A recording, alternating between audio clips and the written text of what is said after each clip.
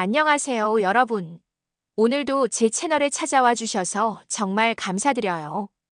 댓글에서 정말 많은 분들이 요청하셨던 영상이죠. 바로 제 탈북 스토리 풀 버전입니다. 사실 이 영상을 만들기까지 정말 많은 고민을 했어요. 제 인생에서 가장 아프고 가장 무섭고 동시에 가장 용감했던 순간들을 여러분과 나눈다는 게 쉽지 않았거든요. 하지만 댓글로 DM으로 진심 어린 응원과 궁금증을 보내주신 구독자 여러분들을 위해, 그리고 아직도 탈북자들에 대한 오해와 편견이 많은 현실을 바꾸고 싶어서 이렇게 용기를 냈습니다. 오늘 영상 조금 길어요. 하지만 끝까지 봐주시면 정말 감사하겠습니다. 그럼 시작할게요. 저는 함경북도 청진에서 태어났어요. 많은 분들이 북한 하면 평양만 떠올리시는데 사실 평양은 북한에서도 특권층만 사는 곳이에요. 저희 같은 지방 도시 사람들은 정말 다른 세상에 사는 거나 마찬가지였죠. 어릴 때부터 배고픔이 일상이었어요.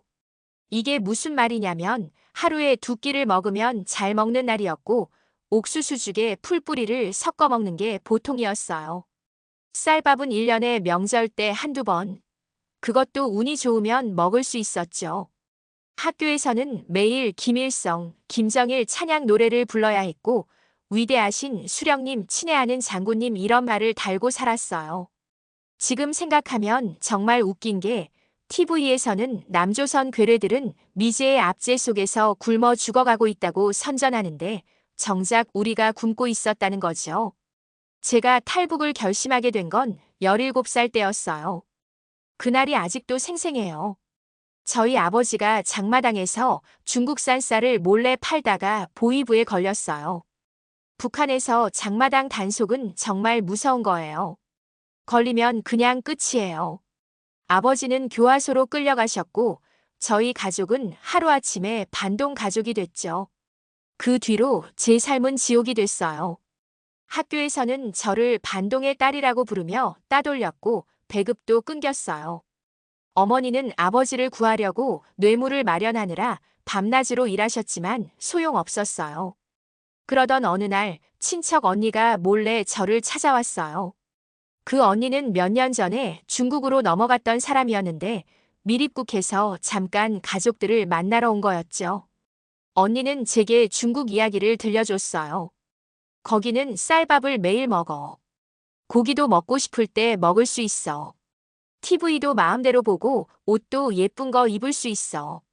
그리고 무엇보다 자유로워. 그 말을 듣는 순간 눈물이 터졌어요. 나는 왜 이렇게 태어났을까? 왜 이 땅에서 태어나서 이렇게 살아야 하는 걸까? 그때 결심했어요. 여기서는 미래가 없다고. 이대로는 굶어 죽거나 아버지처럼 정치범 수용소에 갈 뿐이라고. 언니의 도움으로 탈북을 준비하기 시작했어요. 하지만 이게 정말 쉬운 일이 아니었어요. 일단 돈이 필요했죠.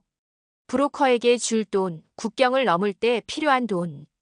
당시로 약 300만 원 정도가 필요했는데 북한 돈으로는 엄청난 금액이었어요. 어머니께 말씀드렸을 때 어머니는 울면서 반대하셨어요. 잡히면 총살당할 수도 있어. 차라리 여기서 죽더라도 가족이랑 같이 있자고 하셨죠. 하지만 저는 설득했어요. 엄마, 제가 먼저 가서 자리 잡으면 엄마랑 동생도 데려올게요. 이렇게는 못 살아요. 결국 어머니가 숨겨두셨던 금반지를 팔아서 브로커 비용을 마련했어요. 그 반지는 할머니가 어머니한테 물려주신 거였는데 지금도 그 반지 생각하면 마음이 아파요. 2015년 3월 12일. 제 인생에서 절대 잊을 수 없는 날이에요. 브로커가 정해준 시간은 새벽 2시였어요. 달도 없는 칠흑 같은 밤이었죠. 집을 나서면서 자고 있는 어머니와 동생 얼굴을 마지막으로 봤어요. 다시 만날 수 있을까? 하는 생각에 눈물이 났지만 꾹 참았어요. 브로커가 지정한 장소로 가니 저 말고도 3명이 더 있었어요. 중년 아주머니 2분이랑 저보다 어려 보이는 남자애 1명. 우리는 서로 눈도 제대로 마주치지 않았어요. 이름도 물어보지 않았죠. 잡히면 다 죽을 수도 있으니까요. 두만강까지 가는 길이 정말 험했어요. 산길을 3시간 넘게 걸었는데 순찰대를 피해서 가야 했기 때문에 숨도 제대로 못 쉬고 갔어요. 한 번은 순찰대가 지나가는 소리가 들려서 풀숲에 엎드려 있었는데 그때 진짜 심장이 터질 것 같았어요. 드디어 두만강이 보였어요. 그런데 생각보다 훨씬 넓었어요. 3월이라 얼음이 다 녹지는 않았지만 완전히 얼어있지도 않아서 더 위험했죠. 브로커가 말했어요. 뛰어. 무조건 뛰어. 얼음 깨져도 계속 가. 멈추면 죽어. 정말. 그때가 제일 무서웠어요. 강에 발을 디디는 순간 얼음이 삐걱 소리를 냈어요. 차가운 물이 신발 속으로 들어왔고요. 우리는 필사적으로 달렸어요. 그런데 갑자기 뒤에서 비명소리가 들렸어요. 같이 가던 아주머니 한 분이 얼음이 깨진 곳에 빠진 거예요. 순간 멈칫했는데 브로커가 소리쳤어요. 계속 가. 뒤돌아보지 마. 지금도 그 장면이 악몽으로 나와요. 그 아주머니의 비명소리. 하지만 저는 계속 뛰었어요. 뒤돌아보면 다 죽는다는 걸 알았으니까요. 이게 바로 탈북의 현실이에요. 인간성도 모두 없어요. 살아남는 게 먼저예요. 중국 땅을 밟았을 때의 그 기분. 말로 표현할 수가 없어요. 살았다는 안도감과 동시에 아까 그 아주머니에 대한 죄책감이 몰려왔어요. 그리고 두려움. 이제 시작일 뿐이라는 두려움. 중국에서의 3개월은 정말 지옥이었어요. 브로커가 데려다 준 곳은 시골의 낡은 집이었는데 거기서 같은 처지의 탈북 여성들 5명과 함께 숨어 지냈어요. 가장 무서웠던 건 중국 공안이었어요. 북송되면 끝이라는 걸 알았으니까요. 실제로 같이 있던 언니 한 명이 공안에 잡혀서 북송됐어요. 그 언니가 끌려가면서 우리를 보며 울던 모습. 평생 못 잊을 거예요. 낮에는 숨어 있고 밤에만 몰래 공장에 가서 일했어요. 불법 체류자니까 임금도 제대로 못 받았죠. 한 달 일하고 받은 게 한국 돈으로 20만 원 정도. 그것도 브로커가 절반 떼어갔어요. 그 시간이 정말 길게 느껴졌어요. 매일 밤 한국 갈 생각만 하면서 버텼어요. 조금만 더 하면서요. 3개월 뒤 드디어 한국으로 가는 길이 열렸어요. 우리는 중국에서 라오스로, 라오스에서 태국으로 가는 루트를 택했어요.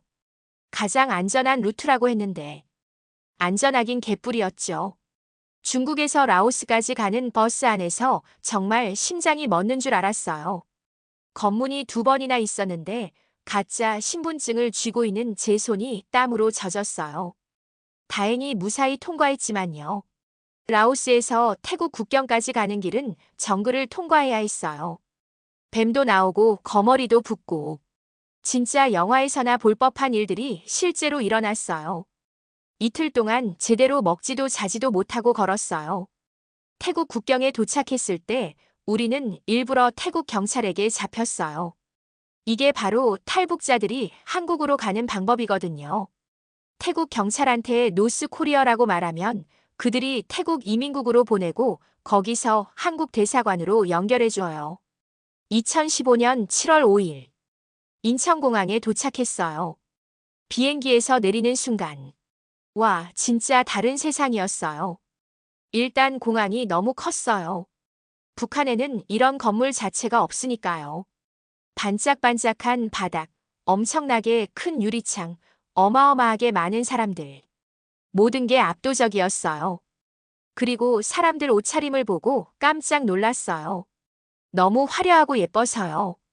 북한에서는 검정, 회색, 파란색 이런 색 옷만 입잖아요. 근데 여기는 온갖 색깔의 옷을 입은 사람들이 있는 거예요. 특히 젊은 여자들의 패션이 정말 충격적이었어요. 짧은 치마, 노출 있는 옷. 북한에서 저런 옷 입으면 바로 단속될 텐데. 공항에서 바로 하나원으로 갔어요. 하나원은 탈북자들이 한국 사회에 적응할 수 있도록 교육하는 곳이에요. 3개월 동안 있었는데 그곳에서 정말 많은 것들을 배웠죠. 가장 충격적이었던 건 한국의 경제 수준이었어요.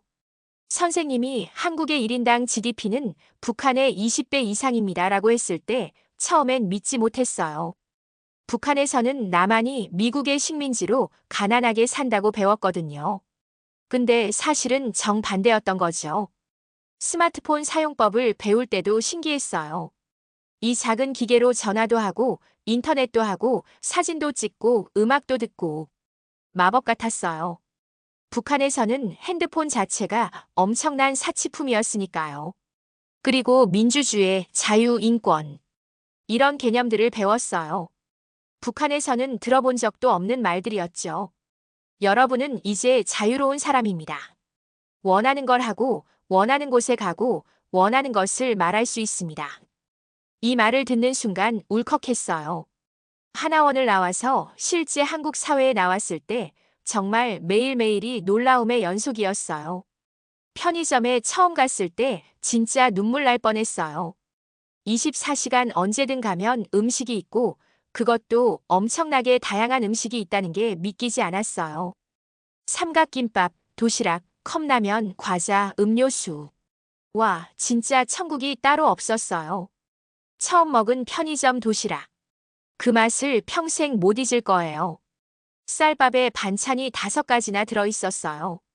북한에서는 명절에나 먹을 수 있는 음식들이 여기서는 단돈 4,500원이면 먹을 수 있다니. 그런데 더 충격적이었던 건 사람들이 음식을 버린다는 거예요. 식당에서 음식을 남기고 편의점에서는 유통기한 지났다고 멀쩡한 음식을 버리고 북한에서는 상상도 못할 일이에요. 처음엔 정말 이해가 안 됐어요. 저 음식이면 우리 가족이 일주일은 먹을 수 있는데 하는 생각이 들었죠. 한국 여자들이 정말 자유롭게 사는 게 부러웠어요.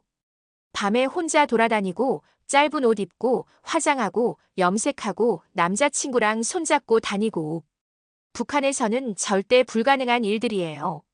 그리고 여자들이 남자들한테 대드는 것도 신기했어요. 북한에서는 여자가 남자 말에 무조건 복종해야 하는데 여기서는 여자들이 자기 의견을 당당하게 말하더라고요. 처음엔 좀 무섭기도 했는데 이제는 저도 그렇게 하고 있어요. 와이파이가 공짜로 어디에나 있다는 것도 놀라웠어요. 그리고 인터넷에 온갖 정보가 다 있다는 것. 북한에서는 인터넷 자체가 금지되어 있거든요. 유튜브를 처음 봤을 때 정말 기절할 뻔했어요. 전 세계 사람들이 올린 영상을 무료로 볼 수 있다니. K-팝 아이돌 영상, 먹방, 브이로그. 북한에서는 꿈도 못 꿀 콘텐츠들이었죠. 그래서 제가 이렇게 유튜버가 됐어요. 그리고 아팠을 때 병원에 갔는데 의료보험이 있어서 돈을 거의 안 냈어요. 북한에서는 병원에 가려면 뇌물을 줘야 하고 약도 돈 주고 사야 하는데 한국은 나라에서 의료비를 지원해 주다니. 정말 놀라웠어요. 그리고 또 지하철이 정말 신기했어요. 땅 밑으로 기차가 다닌다는 것도 놀라운데 5분마다 한 대씩 온다는 게 더 놀라웠어요. 그리고 교통카드 하나로 버스, 지하철을 다 탈 수 있다는 것. 처음에는 교통카드 사용법을 몰라서 진짜 당황했어요. 지하철역에서 카드를 어디에 대야 하는지 몰라서 한참 헤맸던 기억이 나요. 지나가던 학생이 친절하게 알려줘서 겨우 탈 수 있었어요. 하지만 모든 게 좋았던 건 아니에요. 한국 생활에 적응하면서 정말 힘든 순간들도 많았어요. 북한 말씨가 너무 심하게 나와서 사람들이 저를 이상하게 봤어요. 어디서 왔어요? 라는 질문을 수도 없이 받았고 탈북자라고 밝히면 사람들이 저를 다르게 대했어요. 어떤 사람들은 동정하고 어떤 사람들은 무시하고 그게 더 싫었어요. 그래서 필사적으로 표준어를 배웠어요. 드라마를 매일 보면서 발음을 따라했고 사람들 말하는 거 듣고 노트에 적어서 외웠어요. 지금은 많이 나아졌지만 가끔 북한 말씨가 튀어나올 때가 있어요. 하나원에서 정착 지원금을 받았지만 그걸로는 턱없이 부족했어요. 월세, 생활비, 핸드폰 요금. 돈 들어갈 곳이 한두 군데가 아니었죠. 처음 시작한 일이 식당 서빙이었어요. 하루 8시간 일해서 월급 180만 원 받았는데 월세만 50만 원이었어요. 그래도 북한에서 평생 벌지 못할 돈을 한 달에 버니까 정말 신기했어요.